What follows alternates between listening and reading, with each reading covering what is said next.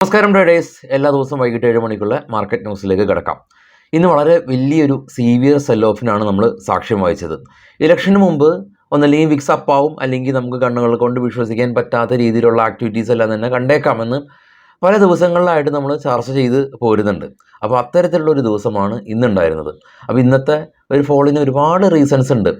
പ്രധാനമായിട്ടുള്ള റീസൺസിലേക്കൊക്കെ നമുക്ക് കിടക്കാം. അതിനു മുമ്പ് നിഫ്റ്റി 21,950 താഴെ പോയി. അതും ഇന്നലെ ഇന്ത്യയുടെ ഒരു മികച്ച ഇൻഫ്ലേഷൻ ഡാറ്റ വന്നു. RBI ഉൾപ്പെടെ നിശ്ചയിച്ചിട്ടുള്ള നമ്മളുടെ GDP-നേക്കാളും മികച്ച രീതിയിലുള്ള GDP ഫോർകാസ്റ്റൊക്കെ നമുക്കുണ്ടായിരുന്നു. എങ്കിലും ഇലക്ഷന് മുമ്പ് ഇത്തരത്തിലുള്ള സെൽ ഓഫ് മാർക്കറ്റിൽ സ്വാഭാവികമാണ്. ഇതിനു മുമ്പ് നടന്ന 2 ലോക്സഭ ഇലക്ഷനും ഇത്തരത്തിലുള്ള പാനിക് സിറ്റുവേഷൻ മാർക്കറ്റിലുണ്ടായിരുന്നു. ഈവൻ വിക്സ് അടക്കം ഒരു 30ൻ്റെ അടുത്ത് വരെ പോയിരുന്നു. കൂടാതെ തന്നെ അദാനി ഗ്രൂപ്പ് ഓഫ് സ്റ്റോക്കുകളിൽ നടന്ന ഒരു സീവിയർ സെൽ ഓഫ് ഇന്ന് മാർക്കറ്റിലെ വലിയൊരു ശക്തമായിട്ടുള്ള ഇടിവിന് കാരണമായി. ഒട്ടുമിക്ക 12ഓളം അദാനി ഗ്രൂപ്പ് ഓഫ് സ്റ്റോക്കുകൾ റെഡിലാണ് അടച്ചിട്ടുള്ളത്.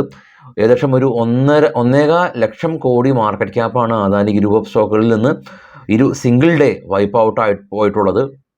കൂടാതെ തന്നെ നിഫ്റ്റി മിഡ് ക്യാപ്പും സ്മോൾ ക്യാപ്പും ഇന്ന് 12% ഇടിവ് രേഖപ്പെടുത്തി. ഇത് മറ്റൊരു കാരണമാണ്. കാരണം സെബി ഉൾപ്പെടെ പറഞ്ഞിരുന്നു mid cap small cap companies ഒന്ന് ശ്രദ്ധിക്കുക, കാരണം ഓവർ ബോട്ട് സോണിലേക്കൊക്കെ കടന്നുപോയി എന്ന് പല റിപ്പോർട്ടുകളും ഉണ്ടായിരുന്നു. ഇതിൻ്റെ ഭാഗമായിട്ട് ഇന്ന് രാവിലെ നമ്മൾ കണ്ടിരുന്നു ICICI പ്രൊഡൻഷ്യൽ പോലെയുള്ള മ്യൂച്വൽ ഫണ്ട് സ്ഥാപനങ്ങൾ ഈ സ്മോൾ ക്യാപ്പിലേക്ക് എല്ലാം തന്നെ ലംസമായിട്ട് നിക്ഷേപിക്കുന്നത് തടഞ്ഞിട്ടുണ്ട്. എന്താണ് ലംസം?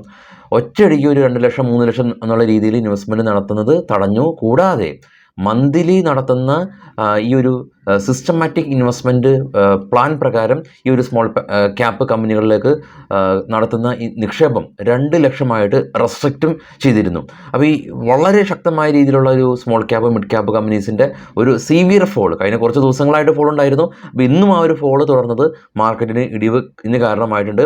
കൂടാതെ തന്നെ ഇന്ത്യ ചൈന ടെൻഷൻ ബോർഡർ, ഇന്ത്യയിലെ വിദേശകാര്യ മിനിസ്ട്രി ഓൾറെഡി പറഞ്ഞിരുന്നു വിഭാഗത്തിലുള്ള സൈനികരും ഏകദേശം 50,000-ഓളം വരുന്ന സൈനികർ അതിർത്തിയിൽ തമ്പടിച്ചിട്ടുണ്ട്. സൈനികാഭ്യാസങ്ങളെല്ലാം തന്നെ നടത്തുന്നുണ്ട്. അപ്പോൾ ആ ഒരു ടെൻഷനും ഈ ഒരു ഇന്നത്തെ ഫോളിന് കാരണമായിട്ടുണ്ട്. സെൻസെക്സും ശക്തമായൊരു ഇടിവ് രേഖപ്പെടുത്തി. ഏകദേശം 1000 പോയിൻറ്റിൻ്റെ അടുത്ത് സെൻസെക്സ് ഇടിഞ്ഞു. 12 ലക്ഷം കോടി രൂപയാണ് BSE സ്റ്റോക്കുകളിൽ നിന്ന് മാർക്കറ്റ് ക്യാപ്പ് ഇന്ന് നഷ്ടമായിട്ടുള്ളത്. സെക്ടർ പെർഫോമൻസ് നോക്കുകയാണെങ്കിൽ ഒരു സെക്ടറും തന്നെ ഇന്ന് പച്ച തെളിഞ്ഞിട്ടില്ല. FMCG ഇന്ന് ITC റാലി രേഖപ്പെടുത്തി. SEU എന്ന് പറയുന്ന ITCയിൽ ഏകദേശം ഒരു 7.5% ഇൻവെസ്റ്റ്മെൻ്റ് ഉള്ള ഒരു പ്രൊമോട്ടേഴ്സ് ഗ്രൂപ്പ് ITCയിലുള്ള ഇവരുടെ നിക്ഷേപം വിൽക്കാനായിട്ട് ഉദ്ദേശിക്കുന്നില്ല എന്നുള്ളൊരു ന്യൂസാണ് ITC സ്റ്റോക്ക് ഇന്ന് FMCGയിൽ റാലി രേഖപ്പെടുത്താനായിട്ട് കാരണമായത്. അത് പ്രകാരം ഇന്ന് സെക്ടർ പെർഫോമൻസ് നോക്കുമ്പോൾ FMCG സെക്ടർ കാണാം ന്യൂട്രലാണ്, ഇന്ന് റെഡിലല്ല. ഇന്ന് ഏറ്റവും ശക്തമായിട്ടുള്ള ഇടിവ് രേഖപ്പെടുത്തിയിട്ടുള്ളത് media, metal, energy, reality, PSU bank, auto തുടങ്ങിയ കമ്പനീസ് സെക്ടേഴ്സ് 3.5%-ലേറെ ഫോള് രേഖപ്പെടുത്തി. നിഫ്റ്റിയുടെ ചാർട്ടിലേക്ക് വരുമ്പോൾ 22,441 എന്ന റേഞ്ചിൽ നിന്ന് 590ഓളം പോയിന്റ് ഇടിവ് രേഖപ്പെടുത്തി 21,900 എന്ന സപ്പോർട്ട് എടുത്തതിന് ശേഷമാണ് മാർക്കറ്റ് അവസാന നിമിഷത്തിൽ ചെറിയ രീതിയിലുള്ള ഒരു റിക്കവറിക്ക് ശ്രമിച്ചിട്ട് പോലും ഉള്ളത്. ഇതിനു മുമ്പ് പല റിക്കവറീസും 22,300 റേഞ്ചുകളിലും 22,100 റേഞ്ചുകളിലും നടത്താനായിട്ട് ശ്രമിച്ചുവെങ്കിൽ കൂടിയും അപ്പാടെ നിഫ്റ്റി പരാജയപ്പെട്ടു. വീണ്ടും ഫർദറായിട്ടുള്ള ഒരു സെൽ ഓഫിലേക്കാണ് നിഫ്റ്റി പോയിട്ടുള്ളത്.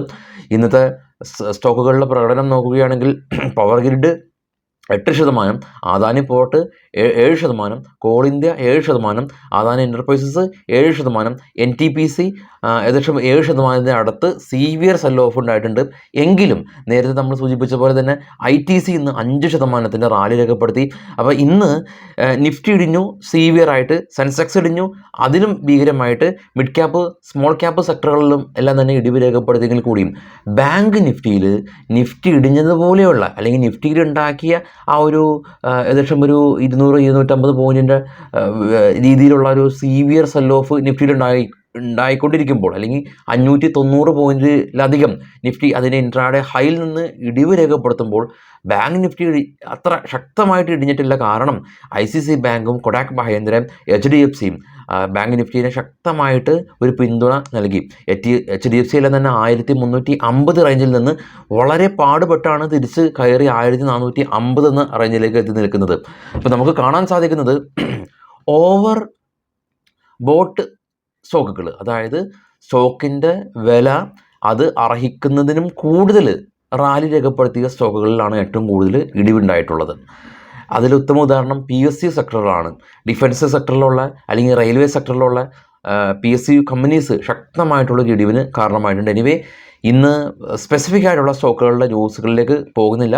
കുറച്ചൊരു പുറത്തേക്ക് പോകേണ്ട ഒരു കാര്യമുണ്ടായിരുന്നു, വളരെ എമർജൻസിയാണ്. അതുകൊണ്ട് സ്റ്റോക്കുകളുടെ സ്പെസിഫിക് ന്യൂസിലേക്ക് പോകുന്നില്ല. നാളെ രാവിലെ 7:30 വിശദമായിട്ടുള്ള പ്രീ മാർക്കറ്റ് ന്യൂസായിട്ട് എത്താം. എല്ലാവർക്കും ശുഭദിനം നേരുന്നു. Thank you all.